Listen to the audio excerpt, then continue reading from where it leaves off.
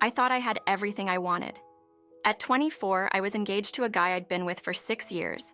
He was 25, and I believed we were in love. We got engaged in April 2024, and everything seemed perfect. I was thrilled, planning our wedding for next May. A romantic anniversary date, exactly when we first met. I had this dream of a perfect love story, but looking back, it feels like a joke. How did I miss all the signs? The wedding planning began in July. I remember the joy of choosing a light blue and white theme, imagining how beautiful it would be for a spring wedding. I stayed up late, making mood boards on Pinterest, researching venues, caterers, and florists, pouring my heart into every little detail. But my fiancé? He barely showed interest. His replies to my excited messages were short and indifferent. Looks good, or just a simple, okay. I thought he was just letting me have my dream wedding, but the truth was, he simply didn't care. I should have realized that then, but I was blinded by my own fantasies. There was something else I ignored, the bond between my fiancé and his mother. He was her only child, and their relationship was intense.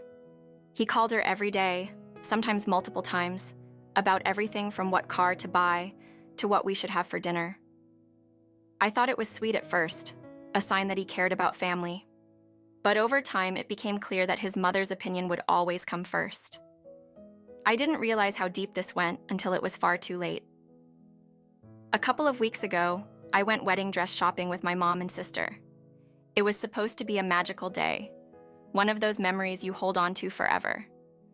We went from shop to shop, trying on countless dresses, until finally, I found it. The dress. It was beautiful, elegant, and made me feel like a princess. It needed a few adjustments, but I knew it was perfect. Tears welled up in my eyes as I stood in front of the mirror, my mom and sister beaming at me. For a moment, everything was exactly as I had dreamed. I was so happy that I immediately sent photos of the dress to my fiancé. He said it looked beautiful, and for a brief time, I felt like I was on top of the world. But that didn't last long. I didn't realize then that he'd rushed to show those pictures to his mom, almost like a child wanting praise for something he'd done well. That's when everything started to fall apart. His mother called me that day. I was still out with my mom and sister, so I didn't answer. I figured she might be excited about the dress, and I'd just call her back later. When I got home, I found her waiting for me, sitting in my living room like she owned the place. She must have used the spare key we'd given her for emergencies. The smile I had worn all day vanished the moment I saw her face. She was furious. She stood up as soon as I walked in, her voice rising before I even had the chance to put down my purse. She accused me of lying to her, of breaking a promise I had never made. She claimed that I had agreed to wear her old wedding dress. I tried to explain, but she wouldn't listen. I had never promised to wear her dress, not once. All I could think was, where is my fiancé? Why isn't he here to back me up? I felt cornered, attacked in my own home, and the person I thought would stand by my side was nowhere to be found. I turned and walked away, retreating to my room like a scolded child. Even with the door closed, I could hear her shouting. I waited for what felt like forever until I finally heard the front door slam shut. Moments later, my fiancé walked in. He looked at me and asked what had happened, as if he hadn't heard the yelling from wherever he had been hiding. I tried to explain, still shaken by the confrontation, hoping he would comfort me. But instead, he defended her. He said his mother was hurt because I had supposedly promised years ago to wear her dress. I couldn't believe it. Maybe 6 years ago I had said something polite about her dress, but to promise I'd wear it? No way. But my fiancé kept insisting, saying that I was making a big deal out of nothing. I went to bed that night feeling more alone than I had ever felt, even with him lying right beside me. I started to see the cracks in our relationship, cracks I had ignored for years. The next morning, I woke up to a flood of messages from his mother. Each one was like a stab to the heart. She called me a liar, said I wasn't good enough for her son, and accused me of trying to drive a wedge between them. I showed my fiancé the messages, hoping he would finally see what was happening. But instead, he shrugged it off, saying, "She's just hurt." That was it for me. It wasn't about the dress anymore. It was about respect. It was about standing up for myself. And I realized that the man I was supposed to marry would never do that for me. He would always choose his mother over me. I tried to explain that this was our wedding, our day, not his mother's. I wanted to feel beautiful in my own dress, but he just didn't get it. He kept asking why I couldn't do this one thing for her, as if I hadn't already sacrificed enough for his family. The more we talked, the more I realized that this problem went beyond the dress. I remembered all the times he had put his mother's needs before mine, all the times he had valued her opinion over ours. How had I not seen it? I suggested compromises. Maybe I could wear a piece of jewelry from her wedding, or add some lace from her dress to my veil. But no, it was all or nothing for them. Either I wore the entire dress, or I was an ungrateful liar. The messages from his mother didn't stop. They became nastier, more personal, and each time I showed them to my fiancé, he did nothing. He seemed to agree with her more and more. I started to feel like I was losing myself in this battle, constantly trying to defend my right to have a say in my own wedding. I wasn't being unreasonable. I just wanted to wear my own dress on my wedding day. But they acted like I was tearing the family apart. I decided it was time to talk seriously with my fiancé. I needed him to understand where I was coming from, that I wanted to marry him, not his entire family. When I finally got him to listen, he told me that the wedding was also for our parents, not just for us. He couldn't see why I wouldn't just go along with what his mother wanted. When I reminded him that he had originally said my dress was beautiful, he admitted that he had only said that because he thought it's what I wanted to hear. He actually thought it was ugly. I was stunned. I tried to be the bigger person, to find another compromise.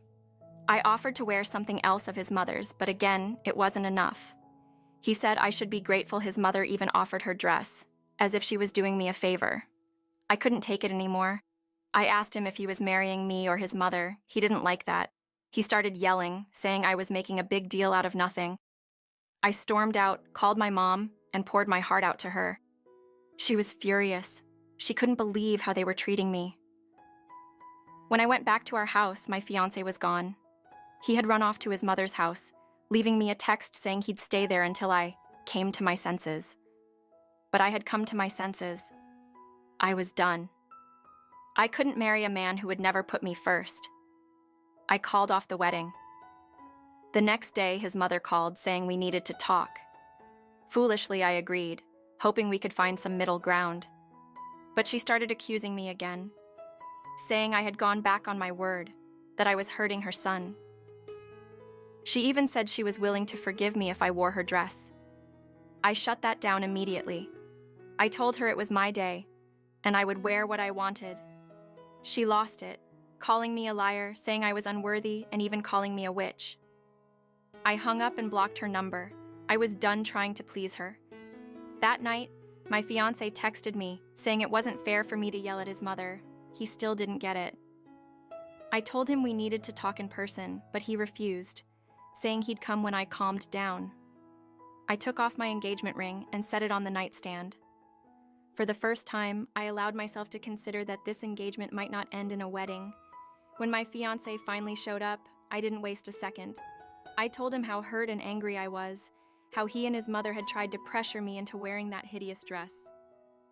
He tried to interrupt, but I didn't let him. I told him this was about more than just a dress. It was about him being willing to throw away our relationship over his mother's wishes. He started yelling, saying I was planning to cancel the whole wedding over something so small. But it wasn't small. It was about respect. Right on cue, he tried to storm out again, but I followed him. I wasn't going to let him run away this time. That's when it happened. He spun around and slapped me. I stood there, stunned, as he stormed out of the house, running back to his mother. The sound of that slap echoed in my ears long after he was gone. I couldn't believe it had come to this. The man I thought I loved had raised his hand to me, all because of his mother. In that moment, everything became crystal clear. This wasn't love. This wasn't a partnership. This was abuse. I called my sister and she came over immediately. She helped me pack a bag, and I left. There was no way I could stay in that house another night. I texted him, telling him it was over. No discussion, No second chances. He had shown his true colors, and they were uglier than his mother's old dress. The next morning, I went to the police station and filed for a restraining order. It was both empowering and heartbreaking. As for the wedding, I decided to turn lemons into lemonade. I used the venue to throw an early birthday party for myself, and instead of canceling the honeymoon trip, I took my sister. At least I knew she would always have my back. I also made the mistake of unblocking my ex and his mother, just to see if they had anything to say. His mother bombarded me with nasty messages almost immediately, calling me a gold digger, saying I was never good enough for her precious son. I muted them both.